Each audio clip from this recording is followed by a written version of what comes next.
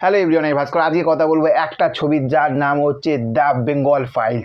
যে ছবিটি বস একটা ধামাকা ধামাকা ধামাকা গ্র্যান্ড ধামাকা হতে চলেছে এবং সেটা নিয়ে তো বাওয়াল হবেই, এটা আমরা সবাই জানতাম।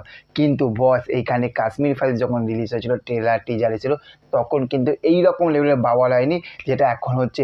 আরে এটাই হচ্ছে কিন্তু বিবেক অগ্নিহোত্রীর সিনেমার পাওয়ার, এটাই হচ্ছে মিঠুন চক্রবর্তীর পাওয়ার, এটাই হচ্ছে সেখানে মিঠুন চক্রবর্তী মানে মহাগুরু এমজি ছাড়া যারা যারা রয়েছে তাদের অভিনয়, তাদের ফার্স্ট লুক, তাদের রিয়াকশানের পাওয়ার।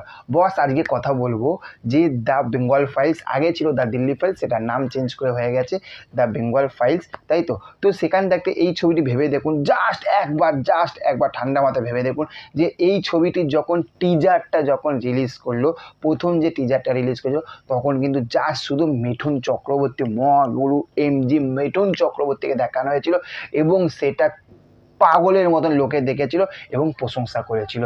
তারপরে যখন নেক্সট আর একটা টিজার দ্য বেঙ্গল ফাইলসে যখন টিজারটা যখন রিলিজ করলো, সেখানে অবশ্যই দেখিয়েছি যে কারা কারা কী কী চরিত্রে রয়েছে সেগুলো দেখিয়ে, এবং এক কথাতে আমি আবারও বলছি লুকগুলো ফাটিয়ে এসেছে। তো সেখান থেকে ভেবে দেখুন, এটা যখন এলো, আসার পরে কিন্তু একটা কন্ট্রোভার্সি তৈরি হলো। এ বলছে এটা, ও বলছে এটা। আমারও যে যে জিনিসগুলো ভালো লেগেছে ভালো বলেছি, খারাপ যে জিনিসগুলোকে খারাপ লেগেছে খারাপ বলেছি। তাহলে ভেবে দেখুন যে মানুষে খারাপ বলুক ভালো বলুক, মানুষের একদম পুরো মনের ভিতরে কিন্তু পুরো মনের ভিতরে ঢুকিয়ে দিল কি, দ্য বেঙ্গল ফাইলস 5ই সেপ্টেম্বরে আসছে এবং 5ই সেপ্টেম্বরটা কিন্তু শিক্ষক দিবস। তাহলে ভেবে দেখুন বস, তাহলে কি শিক্ষক দিবসে কিছু শিক্ষা দিতে আসছে কি এই বইটার মধ্যে কত কিছু আছে। এটা যখন ট্রেলার বেরোবে তখন তো আমরা অবশ্যই জানতে পারবো, তাই না?